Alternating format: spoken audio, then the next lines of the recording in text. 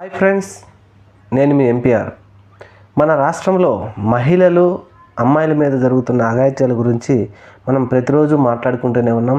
కానీ ఇవి ఎలా ఆగుతాయంటే ఆగడం లేదు. ఒకరోజు అనుకుంటే ఇంకొక రోజు దానికంటే మరి కిరాతకంగా మహిళల మీద చేస్తూనే ఉన్నారు.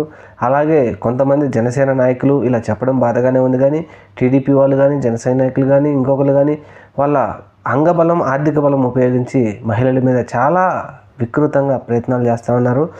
అయితే ఇలాంటి సంఘటనకు సంబంధించి తెలంగాణ రాష్ట్రంలో హైదరాబాద్లో ఒక వ్యక్తికి అక్కడ కోర్టు ఉరిశిక్ష విధించింది. దీని గురించి ఒకసారి మనం తెలుసుకుంటే, రంగారెడ్డి జిల్లా నార్సంగి దగ్గర ఒక 7 ఏళ్ల కిందట ఒక చిన్నారిపై అత్యాచారం జరిగింది. అయితే దీన్ని ఆ కోర్టుకు ఈ కోర్టుకు వెళ్తూ జరగడం వల్ల హైకోర్టు వారు దీనిని పరిగణలోకి తీసుకొని అతనికి ఉరిశిక్ష చేశారు. అయితే ఈ ఉరిశిక్షను రద్దు చేయాలని చెప్తూ ఆయన సుప్రీంకోర్టుకి వెళ్ళాడు.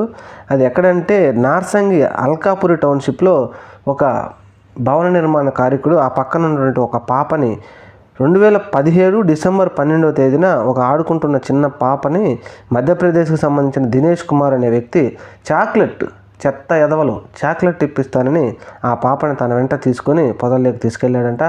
అయితే ఆ పాపను తీసుకెళ్ళేటప్పుడు వాళ్ళ తల్లి కూడా చూశారంట. చూసి సరే రోజు మన ముందు ఉండే అన్న చెల్లెలు అన్న తమ్ముడు అనుకుంటూ ఉంటారు కాబట్టి సరే పోనిచ్చింది.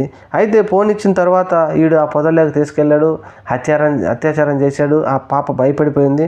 అయితే భయపడిపోయి ఆ పాప అపస్మారక స్థితిలోకి వెళ్ళిపోవడంతో ఇతను కూడా భయపడిపోయి ఒక పెద్ద బండరాయి తీసుకొని ఆ బండరాయితో దాన్ని కొట్టడంతో మొత్తం నెత్తి మీద ఆ పాపకి బాగా దెబ్బలు తగిలి రక్తం కారడంతో చనిపోయింది.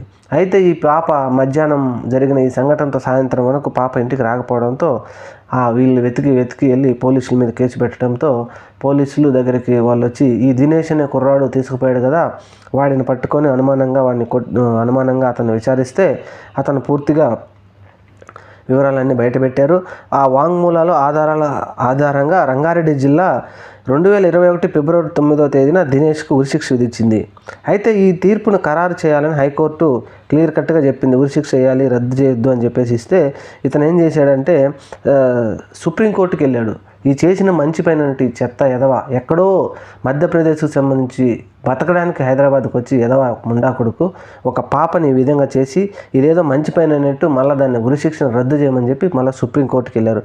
అయితే అక్కడ చూసినటువంటి ఆ తల్లిదండ్రులు కూడా అక్కడ మన పెద్దవారు ఉంటారు కదా, కోర్టుకు సంబంధించిన వారు కూడా జడ్జిల వారు కూడా ఎక్కడో ఇక్కడికి వచ్చి జీవనోపాధి కోల్పోయినటువంటి ఈ తల్లిదండ్రులకు మనం ఇచ్చేది ఇదే. కింద కోర్టు ఇచ్చిన దానిని కంపల్సరీ ఇంత క్రూరాతిక్రూరంగా ప్రవర్తన ఆధారంగా ఇతను అర్థమైంది. ఇతను కూడా మళ్ళీ కొద్దిసేపు 1 సంవత్సరం నాకు మ్యారేజ్ అయిందని చెప్పాడంట, ఒకసారి మ్యారేజ్ అవ్వలేదని చెప్పాడంట. ఇలాంటి అబద్ధాలన్నీ చెప్పడంతో అక్కడ చూసి జస్టిస్ సాంబశివరావు అనే జడ్జి గారు ఆయన రిటైర్డ్ సందర్భంగా ఇది ఒక సంచలనాత్మకమైన తీర్పు ఇచ్చారు. ఈ కేసులో వెలువరించిన జస్టిస్ సాంబశివరావు గారు బుధవారం పదవి విరమణ చేశారు. న్యాయమూర్తిగా చివరి రోజు ఆయన సంచలన తీర్పు ఇచ్చారు. హైకోర్టులో ప్రాసిక్యూషన్ తరపున సహాయ పబ్లిక్ ప్రాసిక్యూటర్ శాలిని సక్సేనా, నిందితుడి తరపున లీగల్ సర్వీస్ అథారిటీ నుంచి న్యాయవాది జైనబ్ ఖాన్ వాదనలు వినిపించారు. అయితే దాన్ని క్లియర్ చేశారు. ఇంకా ఇతనికి శిక్షార్హుడే అని చెప్పేసి ఉరిశిక్ష వేయాలని క్లియర్ చేశారు. అయితే ఇక్కడ తెలంగాణలో ఉరిశిక్ష తీయడానికి అతనికి ఇక్కడ ఎవరికి కూడా మనకి నిందితుడికి విధించడానికి అమలు చేయడానికి తగిన ఏర్పాట్లు లేవంటే ఇక్కడ జైళ్ళల్లో.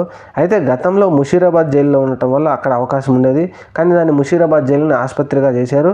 అయితే ప్రస్తుతం మన ఆంధ్రప్రదేశ్ మరియు మన పొరుగు రాష్ట్రమైనటువంటి తెలంగాణలో రెండిటికి కలిపి రాజమహేంద్రవరంలో మాత్రమే ఉరిశిక్ష అమలు చేయొచ్చని చెప్తున్నారు.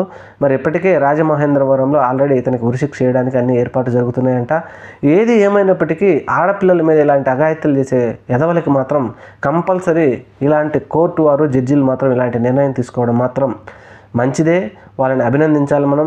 ఎందుకంటే మహిళల మీద వారంటే గౌరవం లేకుండా ఇట్లాంటి ఎదవలు ఈ పనులు చేస్తూ ఉంటే ఇలాంటి శిక్షలు వేస్తూ ఉంటే భయమన్నా ఉంటుంది. భయం లేకుండా చేస్తూనే ఉన్నారు. కానీ 1, 2 ఇలా వేస్తూ ఉంటే ఉరిశిక్షలు వేస్తూ ఉంటే కొంతమందికైనా భయపడి మహిళలను గౌరవించడం నేర్చుకుంటారు. ఇప్పటికైనా కొంతమంది అయినా మారతారేమో ఇలాంటి సంఘటన వలన. చూద్దాం. Thank you. మన ఛానల్ని మాత్రం తప్పకుండా సబ్స్క్రైబ్ చేయండి.